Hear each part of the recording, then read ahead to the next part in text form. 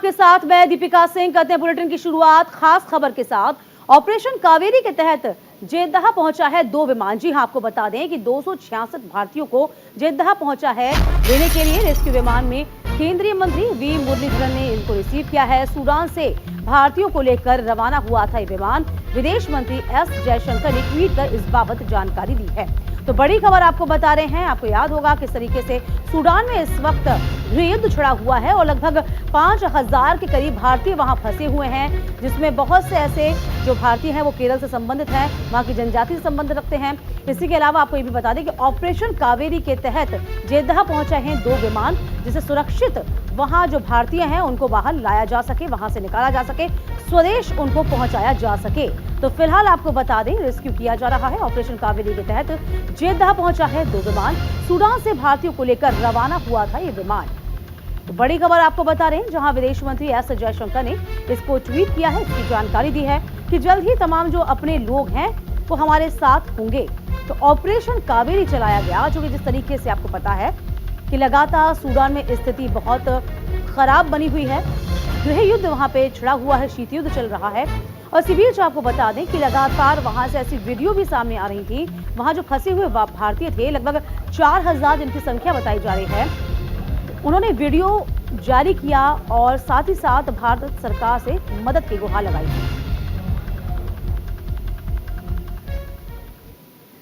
इधर आज से एडवांटेज हेल्थ केयर इंडिया का 6ठा संस्करण दिल्ली में 2 दिवसीय सम्मेलन के तहत होगा। आपको बता देंगे जिसमें पीएम मोदी इस सम्मेलन को लेकर संबोधित करेंगे। कार्यक्रम में 10 देशों के स्वास्थ्य मंत्री भी शामिल होंगे। 70 देशों के 150 प्रतिनिधि इसमें हिस्सा लेने जा रहे हैं। तो एडवांटेज हेल्थ केयर इंडिया का 6ठा संस्करण है। दिल्ली में 2 दिनों तक आयोजित होगा यह सम्मेलन। तो फिलहाल आपको बता दें कि एडवांटेज हेल्थ केयर इंडिया का 6ठा संस्करण है ये।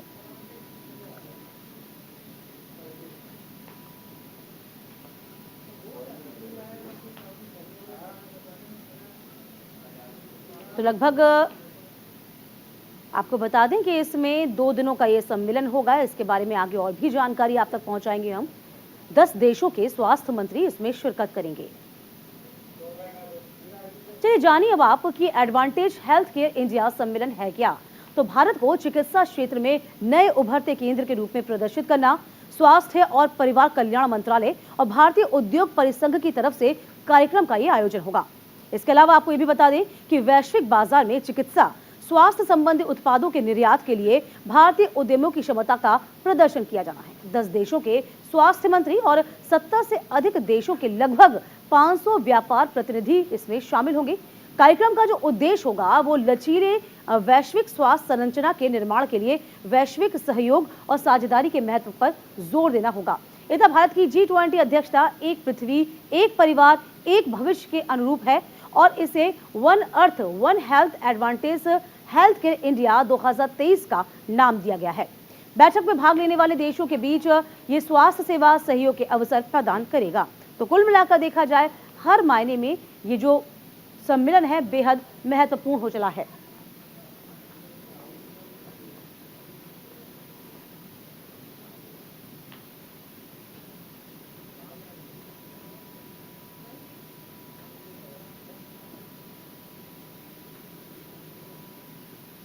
इधर आपको ये बता दें कि पंजाब के पूर्व सीएम प्रकाश सिंह बादल का निधन हो गया है। 95 साल की उम्र में उन्होंने आखिरी सांस ली। लंबे वक्त से बीमार थे प्रकाश सिंह बादल। मोहाली के अस्पताल में उन्होंने आखिरी सांस ली है। पीएम ने प्रकाश सिंह बादल के निधन पर दुख जाहिर किया है। आपको बता दें कि पंजाब में 2 दिनों का राजकीय शोक मनाया गया है। तो लंबे समय से बीमार थे, 95 साल की उम्र में मोहाली में आखिरी सांस ली है प्रकाश सिंह बादल ने। पूर्व सीएम है प्रकाश सिंह बादल, आखिरी सांस ली। 95 साल की उम्र में उनका निधन हुआ है। दिग्गज नेताओं में से एक, पंजाब की राजनीति में अच्छा खासा दबदबा रखने वाले पंजाब के पूर्व सीएम प्रकाश सिंह बादल का निधन हुआ। 95 साल की उम्र में उन्होंने आखिरी सांस ली है। लंबे समय से बीमार चल रहे थे प्रकाश सिंह बादल। उनकी मृत्यु पर प्रधानमंत्री मोदी ने भी ट्वीट कर गहरी शोक संवेदना व्यक्त की है, दुख जाहिर किया है। तो बड़ी खबर आपको बता रहे हैं, 95 साल की उम्र में मोहाली में आखिरी सांस ली है।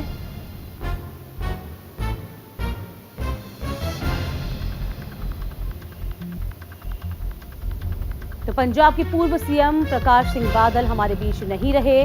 95 साल की उम्र में मोहाली में उन्होंने आखिरी सांस ली है। काफी लंबे वक्त से बीमार चल रहे थे। इसी के साथ साथ पंजाब में 2 दिनों का राजकीय शोक घोषित किया गया।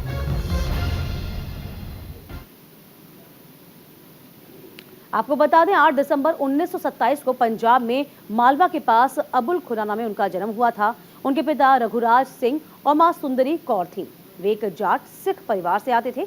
1947 में सरपंच का चुनाव जीतकर राजनीति में उन्होंने प्रवेश किया था। जब उनकी उम्र महज 20 साल की थी तब वे सरपंच बने थे। 1957 में पहली बार वे विधायक चुने गए। 1959 में उन्होंने सुरिंदर कौर से शादी की। 1989 में आपको बता दें कि वो विधायक चुने गए थे। 5 बार पंजाब के वे मुख्यमंत्री रहे। 70, 71, 77, 80, 97, 2002, 2007, 12 और 2012 से लेकर 17 तक पंजाब के वे मुख्यमंत्री रहे थे। साल 1972, 1980, 2002 में विरोधी दल के नेता भी वे बने थे। तो कुछ उनके जीवन का ये हमने आपको बताया कि प्रकाश सिंह बादल आखिरकार कौन थे, कितनी बड़ी वो हस्ती थे। इस बीच एक बड़ी खबर आपको बता दें, सौराष्ट्र तमिल संगमम का एक समापन समारोह आज होना है, जिसमें पीएम मोदी इस समापन समारोह को संबोधित भी करेंगे। सुबह 10:30 बजे पीएम मोदी का संबोधन होगा। वीडियो कॉन्फ्रेंसिंग के जरिए प्रधानमंत्री संबोधित करेंगे।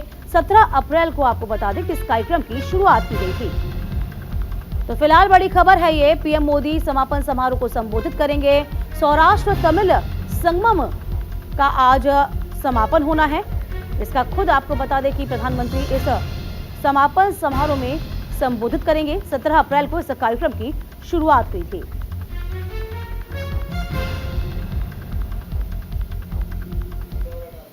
चलिए, यहां जाना आपको बेहद जरूरी हो चलता है कि आखिरकार सौराष्ट्र तमिल संगमम है क्या। तो सौराष्ट्र तमिल संगमम गुजरात और तमिलनाडु के बीच साझा संस्कृति और विरासत का उत्सव है। जी हाँ, कार्यक्रम की शुरुआत एक भारत श्रेष्ठ भारत की भावना को बढ़ावा देने के लिए किया गया था। देश के कई हिस्सों में लोगों के बीच में सदियों पुराने और संबंधित को पुराने लाने की उन्हें फिर से खोजने में सहायता मिली। 10 दिवसीय संगम में हिस्सा लेने के लिए 3000 से अधिक सौराष्ट्र के तमिल एक विशेष ट्रेन से सोमनाथ आए थे।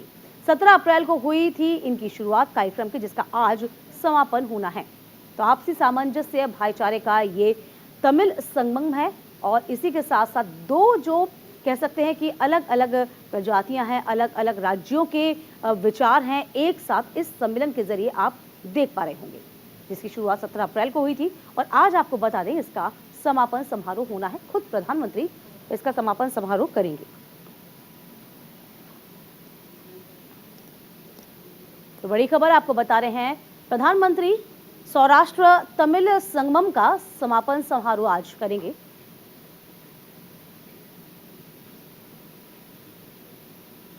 इधर पीएम मोदी के मन की बात का 100वां एपिसोड पूरा हुआ। 100वें एपिसोड पर दिल्ली में राष्ट्रीय संगोष्ठी आज होनी है। उद्घाटन सत्र में शामिल होंगे उपराष्ट्रपति जगदीप धनखड़ भी।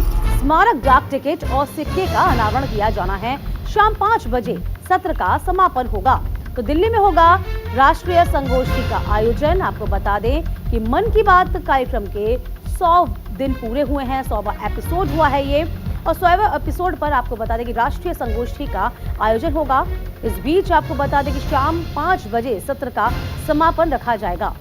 इसी के साथ साथ पीएम मोदी के मन की बात का 100वां एपिसोड, जिसको लेकर खुद प्रधानमंत्री भी बेहद उत्साहित थे, और इसी के साथ साथ दिल्ली में राष्ट्रीय संगोष्ठी इसलिए रखी गई है। उद्घाटन सत्र में उपराष्ट्रपति भी शामिल होंगे, जगदीप धनखड़ शामिल होंगे। स्मारक डाक टिकट होगा, सिक्के का अनावरण किया जाएगा।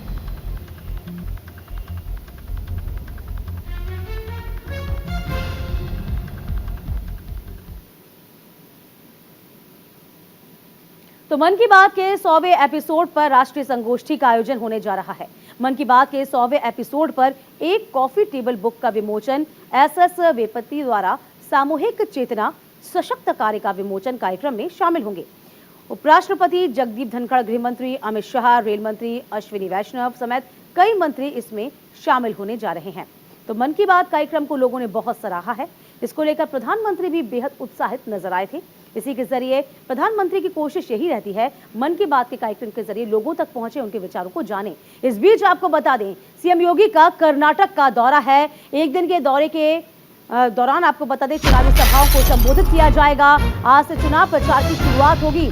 मांड्या और विजयपुरा में चुनावी जनसभा को संबोधित करेंगे। तो बड़ी खबर आपको बता दें कि स्टार प्रचारकों में शामिल हैं योगी आदित्यनाथ। और इसी के साथ साथ योगी आदित्यनाथ की जो डिमांड है प्रचार को लेकर हर जगह होती है, क्योंकि कर्नाटक में विधानसभा चुनाव है, 10 मई को वोट पड़ने हैं। इसी के साथ साथ आपको बता दें कि योगी आदित्यनाथ आज से प्रचार प्रसार में जुटेंगे। 1 दिवसीय हालांकि उनका ये दौरा होगा। इस 1 दिवसीय दौरे के दौरान वह जनसभा को संबोधित करेंगे। तो फायर ब्रांड नेता बीजेपी के और यूपी के मुख्यमंत्री योगी आदित्यनाथ आज मांड्या और विजयपुरा में रैली को संबोधित करेंगे। चलिए ये भी जानिए योगी का कर्नाटक दौरा कितना महत्वपूर्ण है, क्या कुछ होना है इस दिन। एक दिन के दौरे पर आज कर्नाटक जाएंगे। आपको बता दें कि मांड्या और विजयपुरा में चुनावी प्रचार प्रसार की शुरुआत की जानी है। सीएम योगी आज सुबह लगभग 10:30 बजे मैसूर एयरपोर्ट पहुंच जाएंगे। मैसूर से मांड्या के लिए हेलीकॉप्टर से वे रवाना होंगे। सुबह 11 से 12 के बीच मांड्या में करेंगे चुनावी जनसभा। बात विजयपुरा के बसनवन बगेड़वाड़ी की करें तो बसवेश्वर मंदिर में वे पूजा अर्चना करेंगे। दोपहर 3 बजे आपको बता दें कि चुनावी रैली को संबोधित किया जाएगा। तो बड़ी खबर है ये आज की। इसी बीच आपको बता दें कि न सिर्फ योगी आदित्यनाथ बल्कि प्रियंका गांधी का कर्नाटक का दौरे का ये दूसरा दिन है। 2 चुनावी सभाओं को संबोधित करेंगी प्रियंका, जिसमें बालेहुनूर और हिरियूर में जनसभा करने जा रही हैं। हिरियूर में रोड शो में शामिल होंगी प्रियंका गांधी। कांग्रेस ने प्रियंका गांधी को अपना स्टार प्रचारक बनाया है। तो फिलहाल आपको बता दें बालेहुनूर और हिरियूर में भी चुनावी जनसभा को संबोधित करेंगी। दूसरा दिन है उनका चुनावी प्रचार प्रसार में जुटी हुई हैं। लगातार चूंकि कर्नाटक में चाहे बीजेपी की बात हो, चाहे कांग्रेस हो या फिर क्षेत्रीय दल हो, सभी अपने अपने स्तर पर इस विधानसभा चुनाव के लिए कमर कसे हुए हैं। बीजेपी की सरकार से पहले कांग्रेस की सरकार थी, आपको याद होगा, और किस तरीके से पूरा घटनाक्रम तैयार हुआ था। और कहा जाता है कि कर्नाटक में 35 साल का इतिहास है कि सरकारें यहाँ पर रिपीट नहीं होती है। देखना ये होगा किस तरीके से कौन इसमें चुनाव जीत पाएगा। तो प्रियंका गांधी का मिशन कर्नाटक, जी हां, प्रियंका गांधी के कर्नाटक दौरे का आज दूसरा दिन है। सुबह 10:30 बजे श्रृंगेरी में शारदा देवी के दर्शन करेंगी। बालेहुनूर में दोपहर 12 बजे कालारंग स्टेडियम में जनसभा को संबोधित करेंगी। श्रृंगेरी में दोपहर 3 बजे पब्लिक स्टेडियम में जनसभा होगी। हरियूर में दोपहर 3:30 बजे रोड शो में वे शामिल होंगी। तो कुछ ऐसा ही कार्यक्रम रखा गया है उनका। इसी की तरह आपको बता दें कि 2 दिवसीय दौरा है उनका। आज दौरे का दूसरा दिन है, जिसमें तमाम चुनावी जनसभा को संबोधित प्रियंका गांधी आज करेंगे। इस बीच आपको जानना बेहद जरूरी हो चला है कि शिवराज सिंह चौहान का भी कर्नाटक का दौरा है। 3 विधानसभा क्षेत्रों में चुनावी प्रचार प्रसार में जुटेंगे। रामदुर्गा, कोकर और हुक्केरी में जनसभा को संबोधित किया जाएगा। बीजेपी ने सीएम शिवराज को अपना स्टार प्रचारक नियुक्त किया गया है। तो मध्य प्रदेश के सीएम शिवराज सिंह चौहान भी चुनाव प्रचार में जुटेंगे। आज उनकी भी झलक कर्नाटक के तमाम वासी देखेंगे। उसी के साथ साथ चुनावी जनसभा को संबोधित किया जाएगा। तो एक तरफ योगी आदित्यनाथ होंगे, दूसरी तरफ शिवराज सिंह चौहान भी हैं। सभी ने ताकत झोंक दी है। बीजेपी के लिए वोट मांगने की अपील जनता के बीच जाएंगे और जनता से वोट की अपील की जाएगी। तो स्टार प्रचारकों की लिस्ट में मध्य प्रदेश के मुख्यमंत्री शिवराज सिंह चौहान का नाम भी शामिल है, जो कि रामदुर्गा, गोकक में चुनावी सभाएं करेंगे। बीजेपी ने सीएम शिवराज को स्टार प्रचारक बनाया है। तो कर्नाटक के रण में सीएम शिवराज सिंह चौहान मोर्चा संभालेंगे। एक दिन के दौरे पर आज कर्नाटक जाएंगे। चिक्कोडी जिले के हुक्केरी विधानसभा में निखिल कट्टी के पक्ष में जनसभा करेंगे। बेलगावी की रामदुर्गा विधानसभा में निक्कारेनवा में पक्ष में जनसभा करेंगे। बेलगावी के गोकक सीट से रमेश जारकीहोली के पक्ष में जनसभा को संबोधित किया जाएगा। तो कर्नाटक में बीजेपी ने 40 लोगों को अपना स्टार प्रचारक नियुक्त किया है। बीजेपी ने सीएम शिवराज सिंह चौहान को भी स्टार प्रचारक नियुक्त किया है। तो आज का दिन बेहद खास है। कर्नाटक में एक तरफ कांग्रेस की ओर से प्रियंका गांधी का ये दूसरा दौरा होगा। इसी के साथ साथ आपको बता दें कि आज यूपी के सीएम भी स्टार प्रचारकों की लिस्ट में जो शुमार है वह प्रचार प्रसार में जुटेंगे। इस बीच एक बड़ी खबर है दिल्ली से, जहां दिल्ली में मेयर चुनाव के लिए वोटिंग आज होगी। जी हां, सिविक सेंटर में मेयर चुनाव की वोटिंग होनी है। पीठासीन अधिकारी की मौजूदगी में ये वोटिंग की जानी है। सुबह 11 बजे से ये वोटिंग शुरू होगी और वोटिंग के दौरान हंगामे के आसार एक बार फिर से बनते हुए नजर आ रहे हैं, क्योंकि पिछले दिनों आपने भी देखा था किस तरीके से अखाड़ा यहां पर बन गया था और अब कहीं ऐसी स्थिति दोबारा ना हो। हालांकि चांसेस इसके बहुत ज्यादा हैं, क्योंकि इलेक्शन हुए बहुत वक्त हो गया, लेकिन अभी भी मेयर का चुनाव नहीं हो पाया है। तो वोटिंग के दौरान हंगामे के आसार, फिलहाल एक बार फिर से वोटिंग। दिल्ली से बड़ी खबर है ये, जहां सिविक सेंटर में मेयर का चुनाव होना है। एमसीडी में मेयर चुनाव को लेकर वोटिंग आज की जानी है।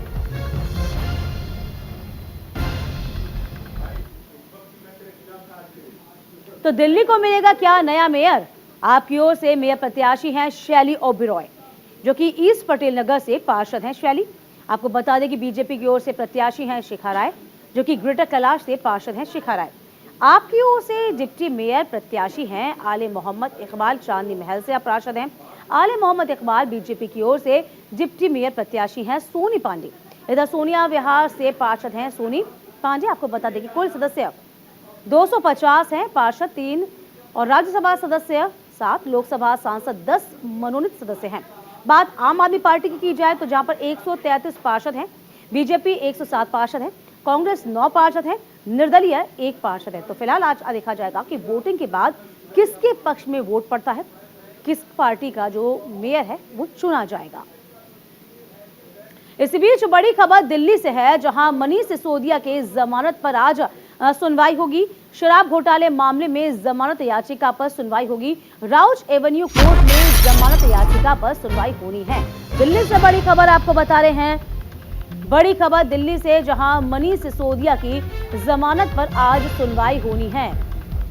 तो शराब घोटाले की नीति में आपको बता दें कि कहीं ना कहीं अभी भी गिरफ्त में है और आज क्या उनको राहत मिलेगी, क्या जमानत मिलेगी, अब ये देखना बहुत दिलचस्प होगा। मनीष सिसोदिया के जमानत पर आज सुनवाई होनी है।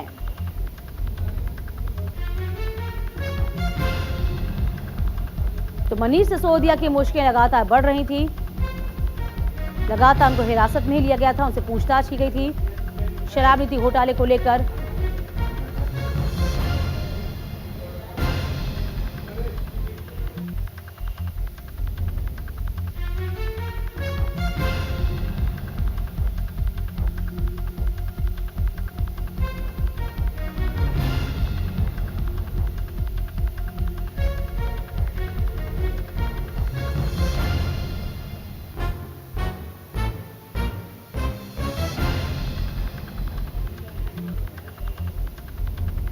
चलिए, मनीष सिसोदिया की मुश्किलें कैसे बढ़ेंगी और कैसे आज कम हो सकती है, जरा जानिए। दिल्ली के पूर्व सीएम मनीष सिसोदिया पर आबकारी नीति में कथित घोटाले के आरोप लगे हुए हैं। 26 फरवरी को सीबीआई ने उनको गिरफ्तार किया था। तिहाड़ जेल में बंद रहने के दौरान ही ईडी ने 9 मार्च को मनी लॉन्ड्रिंग के मामले में उनको गिरफ्तार किया। इधर शराब कारोबारियों को अनुचित लाभ पहुंचाने का उन पर आरोप है।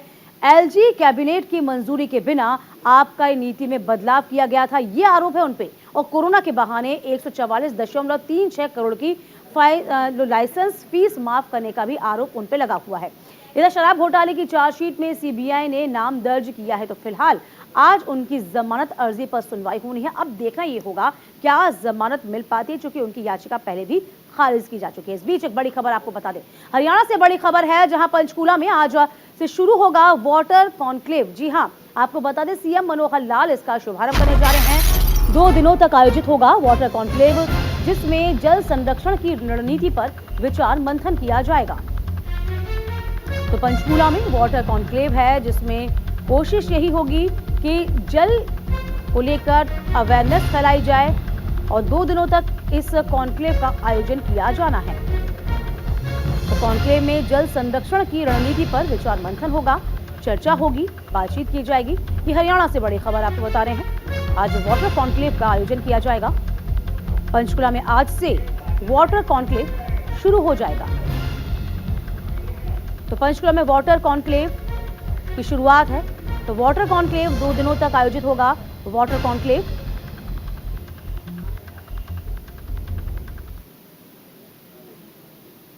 जैसा कि हम आपको बता रहे हैं कि पंचकुला में वाटर कॉन्क्लेव का आज आयोजन होगा। हरियाणा जल संसाधन प्राधिकरण के द्वारा पंचकुला में इस कार्यक्रम का आयोजन किया जाएगा, जिसमें कई विभागों के साथ मिलकर अमृत जल क्रांति के तहत एकीकृत जल संगोष्ठी का ये आयोजन है।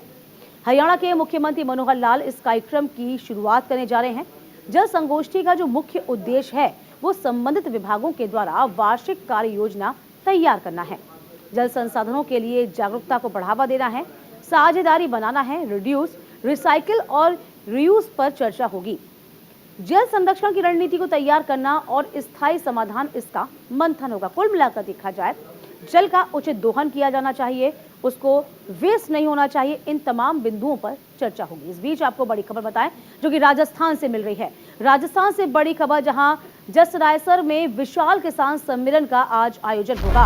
तो बड़ी खबर आपको बताएं, जिसमें सीएम गहलोत दोपहर 1 बजे पहुंचेंगे। सीएम गहलोत चौधरी दानाराम की प्रतिमा का अनावरण भी करेंगे। तो बड़ी खबर आपको बता रहे हैं, जहां किसान सम्मेलन में शामिल होंगे अशोक गहलोत। बड़े स्तर पर सम्मेलन का आयोजन किया जा रहा है। जसरायसर में पहुंचेंगे 1 बजे लगभग सीएम। चौधरी दानाराम की प्रतिमा का अनावरण भी किया जाएगा। तो जसरायसर में विशाल किसान सम्मेलन होगा। इस सम्मेलन में खुद शिरकत करेंगे अशोक गहलोत। लगभग 1 बजे इस कार्यक्रम में वे शामिल होंगे।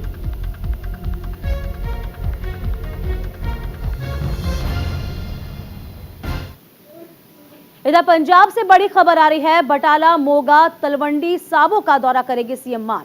पुंछ में शहीद जवानों के परिवार से मुलाकात भी करेंगे। परिवार वालों को 1 करोड़ का चेक वितरित किया जाएगा, चेक सौंपा जाएगा। ये बड़ी खबर आपको बता रहे हैं, जिसमें पुंछ में जो 5 जवान शहीद हुए थे, जो पंजाब से ताल्लुक रखते हैं, वहां जाएंगे, उनके परिवारों से मुलाकात करेंगे। 1 करोड़ का चेक भी सौंपा जाएगा पंजाब सरकार की ओर से। बटाला, मोगा और तलवंडी साबो का दौरा करेंगे सीएम मान। इसी के साथ साथ आपको याद होगा, पुंछ में एक बड़ी घटना हुई थी, जिसमें सेंध लगाकर आतंकवादियों ने हमारे 5 जवानों की गाड़ी को ब्लास्ट कर दिया था, उनको उड़ा दिया था। ताबड़तोड़ माफ कीजिएगा, वो जो गोलियां हैं वो चलाई गई थी। और इसी के साथ साथ अब खबर ये है कि आज पहुंचेंगे पुंछ में, शहीद जवानों के परिवार से मुलाकात की जाएगी। लगभग 1 करोड़ का जो चेक है वो सौंपा जाएगा। इस बीच रायबरेली और प्रयागराज के दौरे पर यूपी बीजेपी अध्यक्ष रहेंगे। सुबह 10 बजे रायबरेली पहुंचेंगे भूपेंद्र सिंह चौधरी। नगर निकाय चुनाव संचालन समिति की बैठक भी ली जानी है। तो दोपहर 3 बजे पहुंचेंगे प्रयागराज। बीजेपी जिला ऑफिस में कार्यकर्ताओं के साथ बैठक का आयोजन किया जाना है। तो फिलहाल यूपी निकाय चुनाव है और उसी को लेकर लगातार प्रचार प्रसार में जुटी हुई हैं। इसी की मांग ये है कि तमाम कार्यकर्ताओं के साथ बैठक की जाएगी बीजेपी के प्रदेश अध्यक्ष के द्वारा। और इसी के साथ साथ रायबरेली और का दौरा भी किया जाएगा। तो रायबरेली और प्रयागराज के दौरे पर हैं बीजेपी के अध्यक्ष। सुबह 10 बजे रायबरेली पहुंचेंगे भूपेंद्र सिंह चौधरी। तमाम कार्यकर्ताओं से मुलाकात करेंगे, क्योंकि बीजेपी की मंशा और बीजेपी की कोशिश यही होती है कि ब्लॉक स्तर के तमाम जो कार्यकर्ता हैं वहां तक मजबूती प्रदान करना। और निकाय चुनाव को लेकर बीजेपी ने अपनी कमर कसी हुई है। तो फिलहाल आपको बता दें, यूपी निकाय चुनाव को लेकर तमाम पार्टियां इस वक्त कमर कसी हुई हैं, जिसमें साफ तौर पर बीजेपी एक है। इस बीच एक बड़ी खबर दिल्ली से आ रही है। दिल्ली में कोरोना संक्रमण के मामलों में इजाफा हुआ है। बीते 24 घंटे में कोरोना के 1095 नए मामले सामने आ गए। बीते 24 घंटे में कोरोना से 6 लोगों की मौत हो गई है।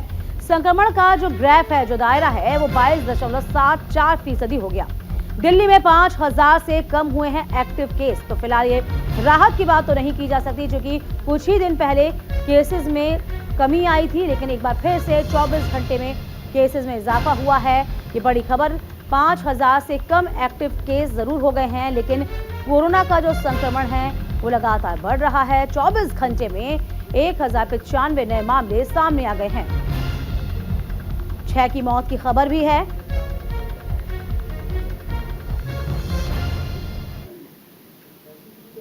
इधर आईपीएल के 35वें मुकाबले में गुजरात टाइटंस की जीत हुई है। अहमदाबाद में मुंबई इंडियंस को उसने हरा दिया। एक तरफा मुकाबले में 55 रनों से मात दी गई है। पॉइंट्स टेबल पर दूसरे नंबर पर पहुंची है जीटी। तो गुजरात टाइगर्स ने प्रदर्शन दिखाया अपना बखूबी। इसी के साथ साथ आपको बता दें, 23वां और 35वां ये मुकाबला था आईपीएल 2023 का ये 35वां मुकाबला, जिसमें गुजरात टाइटंस ने जीत हासिल की। और इसी के साथ इस बुलेटिन में अभी के लिए बस इतना ही, लेकिन जल्द लौटती हूं मैं कुछ और खास खबरों के साथ। आप बने रहिएगा।